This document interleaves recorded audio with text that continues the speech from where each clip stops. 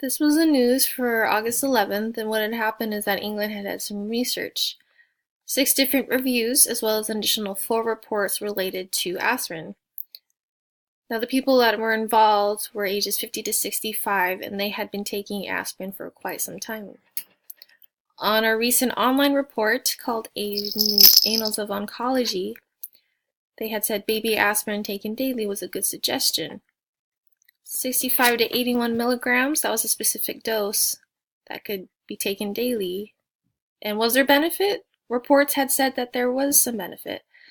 It could help reduce the risk of colon cancer. That was one. There was also the one with the throat, the stomach. Those could be helped. It could reduce the risk of those cancers, many different other kinds. There was also breast, prostate, and lungs, many different kinds. Now, if you were to take that aspirin, the effects would not happen right away. It was said that at least 3 years or more, that continuous effort when it would take effect. Even 5 years of taking baby aspirin can reduce death rates. Dr. Jack Cusack was a leader.